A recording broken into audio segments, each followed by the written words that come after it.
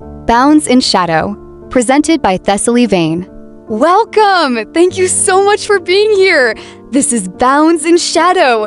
I'm Thessaly Vane. Chapter 1, The Bargain. The air in the small, quiet office felt heavy and still, smelling faintly of old paper, wood polish, and quiet desperation. Elara Hale sat straight on the edge of the wooden chair, her hands clasped tightly in her lap until her knuckles turned pale. Her heart beat so fast it felt almost too loud. Across from her sat Mr. Carter. His voice was polite but firm. "Miss Hale, I have already extended your deadline twice. I cannot do it again. The terms were clear.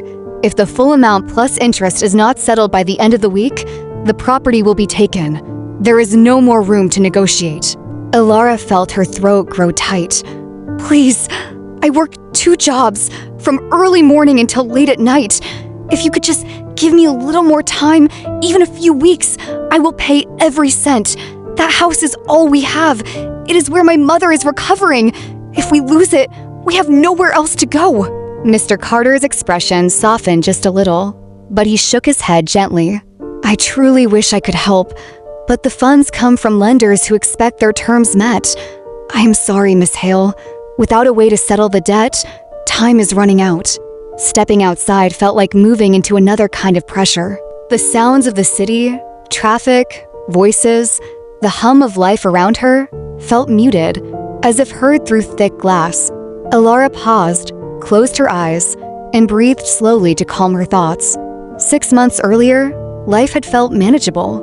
Then, her mother fell ill, and hospital bills swallowed every bit of their savings. Taking a loan had seemed like the only way to save her life and keep their home.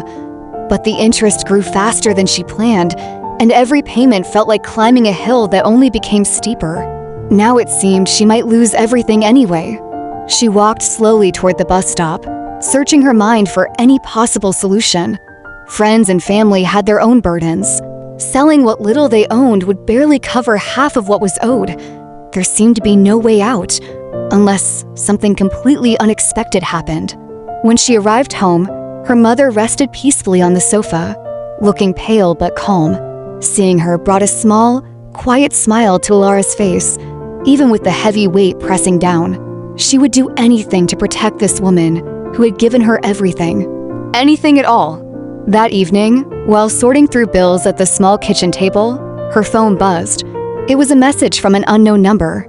"If you are serious about settling your debts and keeping your home, be at this address tomorrow morning at 9 o'clock. Ask for Mr. Rayner. Come alone." Below was an address in one of the most exclusive parts of the city. Quiet, private, and far from the busy streets. Elara stared at the screen, her heart beating faster. Part of her warned it could be a trick or something dangerous, but another part, the part that felt she had nothing left to lose, whispered it might be her only chance. After a long night of restless sleep, she made her choice. The next morning, she dressed in her neatest, simplest clothes and traveled across the city.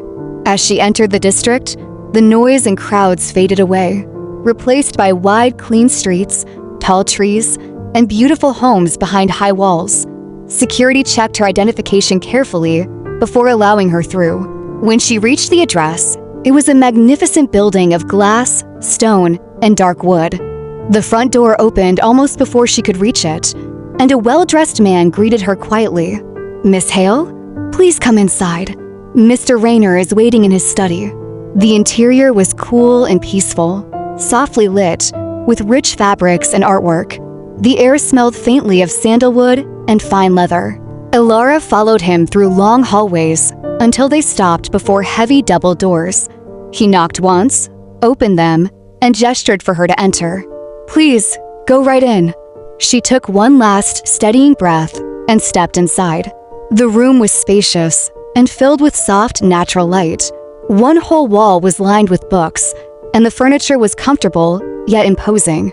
Standing near the window, looking out over the garden, was a man whose presence seemed to fill every corner. He turned slowly, and Elara felt her breath catch. He was tall and broad-shouldered, with a lean, powerful build.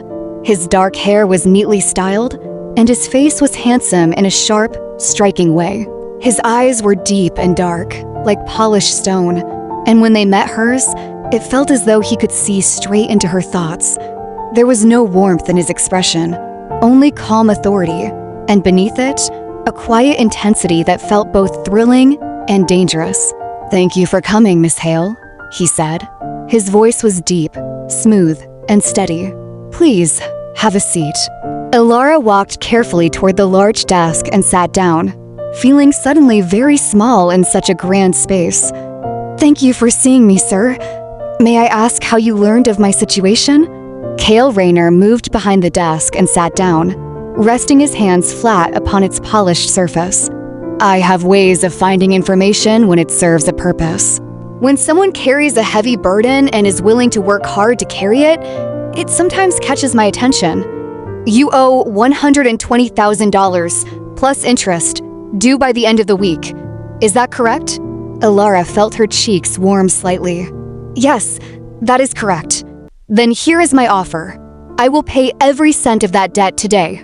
Not only that, I will cover all future medical costs for your mother, ensure she receives the best care, and guarantee you will never have to worry about losing your home again."